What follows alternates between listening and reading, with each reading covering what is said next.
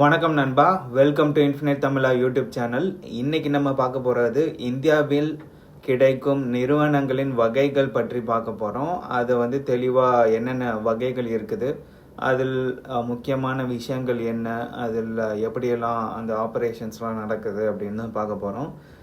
அந்த கம்பெனிஸோட டைப்ஸ் பார்க்குறப்ப முதலாவதாக நம்ம பார்க்க போகிறது தனியார் குழும நிறுவனம் அப்படின்னு சொல்கிறாங்க, ப்ரைவேட் லிமிடெட் கம்பெனிஸ்.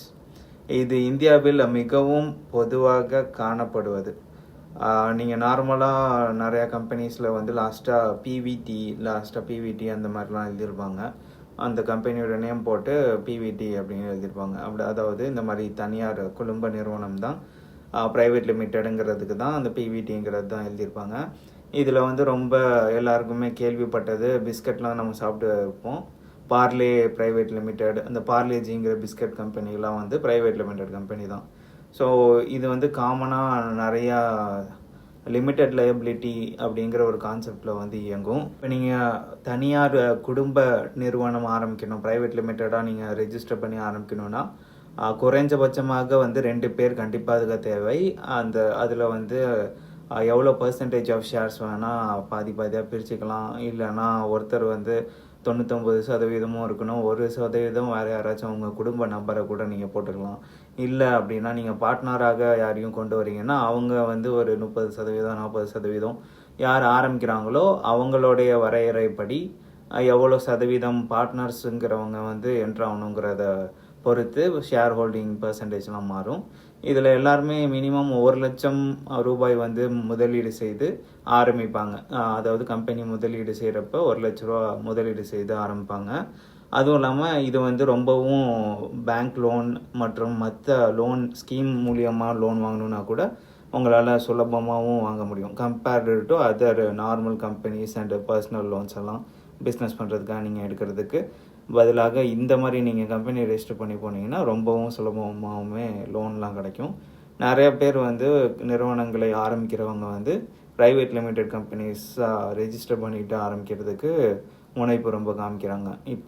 இப்போ அந்த ஐடியா பிடிச்சி இல்லைன்னா அந்த பிஸ்னஸ் பிடிச்சி மற்ற இன்வெஸ்டர்ஸ்லாம் இன்வெஸ்ட் பண்ணணும்னு நினைக்கிறாங்கன்னா கூட ப்ரைவேட் லிமிடெட் கம்பெனிஸ்னால் சுலபமாக இன்வெஸ்ட் பண்ண முடியும். இப்போ யாராவது முதலீடு பண்ணிவிட்டு 3வது நபர் இல்லைன்னா 4வது நபருங்கிறவங்க என்ட்ரு ஆகிட்டு கம்பெனிலேருந்து நான் வெளியில் போகணுன்னு நினச்சா அந்த கம்பெனியில் இருக்கும் மற்ற 3 பேர் இல்லைன்னா ஓனராக இருக்கும் ஆரம்பித்தவங்க, அவங்களோட ஷேர் ஹோல்டிங்காக இருக்கிறவங்க, அவங்கள்ட்ட மட்டும்தான் ஷேர்ஸ் எல்லாம் வைக்க முடியும். அந்த மாதிரி ஒரு வசதியும் இருக்குது. அதுவும் இல்லாமல் வெளியில் யார்ட்டையும் விற்க முடியாது. ஏன்னா இது ப்ரைவேட் லிமிட்டடுங்கிறதுனால அந்த ஒரு குடும்பத்துக்குள் மட்டும்தான் இதை விற்க முடியும். இதெல்லாம் தான் இந்த ப்ரைவேட் லிமிடெட் கம்பெனிஸோட முக்கியமான விஷயங்கள். அடுத்து நம்ம பார்க்க போகிறது பொது நிறுவனம், பப்ளிக் லிமிடெட் கம்பெனிஸ் அப்படின்னு சொல்லுவாங்க. இதுவுமே ஃபஸ்ட்டு ப்ரைவேட் லிமிட்டடாக ஒரு 2 பேரால் உருவாக்கப்பட்டுட்டு அதுக்கப்புறம் இதை பப்ளிக் லிமிட்டடாக மாற்றுவாங்க. இதோட முக்கியமான விஷயம் என்னென்னா, நீங்கள் வெளியில் ஒரு வங்கியில் கடன் வாங்குறதுக்கு பதிலாக இங்கே உங்களுக்கு தெரிஞ்சவங்க இல்லைன்னா ஒரு பொதுமக்களிடம் கடன் வாங்காமல் காசை திரட்டுவதற்காக உருவாக்கப்பட்டது தான் பப்ளிக் லிமிடெட் கம்பெனி. இங்கே நம்ம இந்தியாவில் பார்க்கும்போது நார்மலாக இப்போ ஐபிஓ, இனிஷியல் பப்ளிக் ஆஃபரிங் அப்படின்னு சொல்லுவாங்க. பொதுமக்களுக்கு முதல்ல கொண்டு வர்றது. இது நிறையா பங்கு சந்தையிலலாம் நடந்துகிட்டு இருக்கு. இப்போ ப்ரைவேட்டாக இருக்கிறத பங்கு சந்தைக்கு கொண்டு பப்ளிக்காக மாற்றுவாங்க. இந்த பப்ளிக்காக மாற்றுறப்ப மக்களிடம் ஒரு குறிப்பிட்ட கணிசமான தொகைக்கு அதோட ஷேர்ஸ் எல்லாம் விற்பாங்க. மக்களிடம் அந்த ஷேரை விற்று பெறக்கூடிய தொகையை கம்பெனியில் முதலீடு பண்ணி அதை பெருக்க பார்ப்பாங்க. இதுலேயுமே குறைந்தபட்சம் தகுதியாக 7 பங்கு உரிமையாளர்கள் வேணும், 3 இயக்குநர்கள் வேண்டும். பெரிய நிறுவனங்கள்லாம் நீங்கள் எடுத்துக்கிட்டிங்கன்னா முக்கால்வாசி பங்கு சந்தையில் நிதியை திரட்டுவதற்காக மட்டும்தான் பப்ளிக் லிமிட்டடாக மாறுகின்றன. இது அவங்களுடைய கடன் சுமையை குறைக்கும். அதே பட்சத்தில் பெரிய ஒரு ஐடியாவில் ஒர்க் பண்ணுறதுக்காக கேபிட்டலை ஷேரை விற்று அந்த ஒரு விஷயத்தில் இன்வெஸ்ட் பண்ணுறதுக்கு வழிவகுக்கும். அடுத்து நம்ம பார்க்குறது ஒரே நபர் நிறுவனம், 1 person கம்பெனி அப்படின்னு சொல்லியிருக்காங்க. இது ரொம்ப அதிகமாக பாப்புலராக நீங்கள் கேள்விப்பட்டிருக்க மாட்டீங்க. பப்ளிக் லிமிடெட், ப்ரைவேட் லிமிட்டடுங்கிறது அதிகமாக இருக்குது. 1 person கம்பெனிங்கிறது என்னங்கிறத இப்போ பார்ப்போம். ஒரு நபருக்கு சொந்தமான கம்பெனி இல்லைன்னா நிறுவனம்னு சொல்லுவோம். அவர் மட்டும்தான் இந்த கம்பெனியில் நிர்வாகமும் பண்ணுவார், உரிமையும் அவருக்கு மட்டும்தான் உண்டு. 1 person கம்பெனியை பற்றி நெக்ஸ்ட் வீடியோவில் நம்ம டீட்டெயில்டாக பார்ப்போம். 4வதாக நம்ம பார்க்க போகிறது பார்ட்னர்ஷிப் ஃபர்ம் அப்படின்னு சொல்லுவாங்க. பகிர்வு கூட்டு திட்ட நிறுவனம். இது 2 அல்லது அதற்கும் மேற்பட்ட நபர்களால் உருவாக்கப்படும். பார்ட்னர்ஷிப் ஃபர்ம் பற்றியும் நம்ம அடுத்த காணொலியில் வந்து விரிவாக பார்ப்போம். அடுத்து 5வதாக நம்ம பார்க்க போகிறது லிமிடெட் லயபிலிட்டி பார்ட்னர்ஷிப் LLP. இதுவுமே நிறைய பேர் கேள்விப்பட்டிருப்பீங்க. வரம்பு உள்ளது கூட்டு திட்ட நிறுவனம். இதில் பங்குதாரரின் பொறுப்புகள் வரம்பிட்டு இருக்கும். இது பார்ட்னர்ஷிப் மற்றும் பிரைவேட் லிமிடெட் கம்பெனி இரண்டுமே சேர்ந்து உருவாக்கப்பட்டது. இதை நீங்கள் சுலபமாக புரிஞ்சுக்கணும் அப்படின்னா, இப்போ ஒரு லட்ச ரூபா நீங்கள் கடன் வாங்குறீங்க. கம்பெனியில் வந்து 7 பேர் இருக்கீங்க. வங்கியிலேருந்து கடன் வாங்குறீங்க. அதுலேருந்து ஏதோ ஒரு விஷயம் பண்ணி உங்களால் அந்த 1 லட்சத்தை திரும்பி தர முடியல அப்படின்னா, உங்கள் வீட்டில் இருக்கிற சொத்துக்களை வந்து அடமானம் வச்சு நீங்கள் காசு தரணும்னு அவசியம் இல்லை. அந்த 7 பேருமே வந்து அந்த கம்பெனியில் இருக்கிற மொத்த ஒரு அசட்டுன்னு சொல்லுவாங்க, உங்களோட சொத்துக்களை விற்று தான் கொடுக்கணுமே தவிர ஒரு 50,000 70,000 தான் விற்க முடிஞ்சுது. பேலன்ஸ் இருக்கிற ஒரு 30,000 உங்களால் கொடுக்க முடியல அப்படின்னா அதை வந்து அவங்க திரும்பி உங்களோட சொந்த வீட்டில் இருக்கிற சொத்துக்களை வந்து விற்கணுங்கிற விஷயம் வந்து இதில் வராது. அதனால தான் முக்கியமாக ரொம்ப கேபிட்டல் இன்டென்சிவாக இருக்கிற பிஸ்னஸ்லாம் LLPயில் இருக்கும். அடுத்து நம்ம 6வதாக பார்க்க போகிறது தனிப்பட்ட உரிமை நிறுவனம், சோல் ப்ரொப்ரேட்டர்ஷிப் அப்படின்னு சொல்லுவாங்க. கம்பெனியை நீங்கள் வந்து துவங்குறது ரொம்ப ஈஸியான விஷயம். ரொம்ப சுலபமாக நீங்கள் துவங்கிடலாம். அவர் தான் அதோட மொத்தமாக எல்லாத்துக்குமே வந்து பொறுப்பு. அவர் வாங்குகிற கடனுமே அவர் பேரில் தான் இருக்கும். அவருக்கு வரக்கூடிய லாபமுமே அவர் பேரில் தான் இருக்கும்.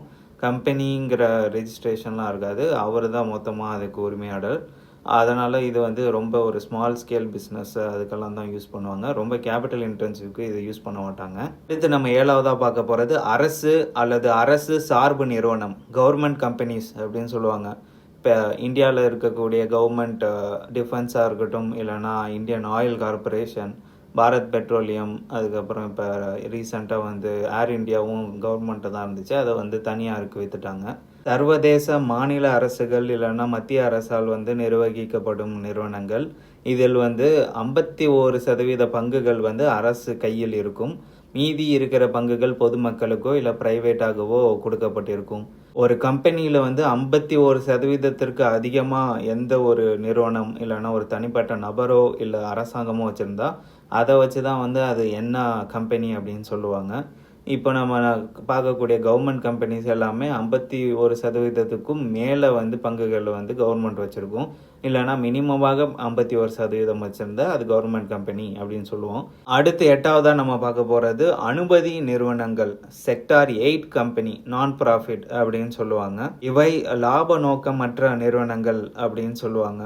கல்வி, மருத்துவம், சேவை மற்றும் சமூக நலத்திற்காக உருவாக்கப்படும் நிறுவனங்கள். இப்போ தமிழ்நாட்டில் வந்து செக்டார் 8 கம்பெனிஸ், நான் ப்ராஃபிட் கம்பெனிஸ்லாம் என்னென்ன ஃபேமஸாக இருக்குதுன்னு மற்ற காணொலியில் வரக்கூடிய காணொலியில் நம்ம பார்ப்போம். அடுத்து நம்ம பார்க்க போகிறது வெளிநாட்டு நிறுவனங்கள், ஃபாரின் கம்பெனிஸ் அப்படின்னு சொல்லுவாங்க. வெளிநாட்டு பங்கு சந்தையில் இல்லைனா வெளிநாட்டு ப்ரைவேட் கம்பெனியாக இருக்கக்கூடிய கம்பெனிஸ் இந்தியாவில் வந்து அவங்களுடைய பிஸ்னஸை வந்து விரிவாக்கம் செய்யணும் அப்படிங்கிறதுக்காக வரக்கூடிய கம்பெனிஸ் தான் ஃபாரின் கம்பெனிஸ்ன்னு சொல்லுவோம். எங்கேயுமே அவங்க மத்திய அரசின் கட்டுப்பாடு இருக்க கீழே தான் ஒர்க் பண்ணிகிட்டு இருப்பாங்க.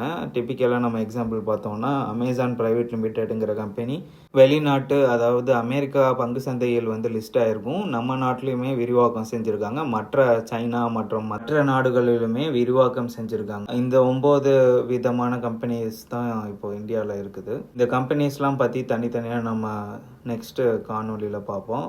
நன்றி, வணக்கம். உங்களுக்கு இந்த வீடியோலாம் பிடிச்சிருந்துச்சுன்னா கண்டிப்பாக இன்ஃபினைட் தமிழ் யூடியூப் சேனலை சப்ஸ்கிரைப் பண்ணிடுங்க, லைக் பண்ணுங்கள் இந்த வீடியோவுக்கு. மற்ற உங்களோட குடும்பத்தில் இருப்பவர்களுக்கு ஷேர் பண்ணுங்கள். நன்றி, வணக்கம்.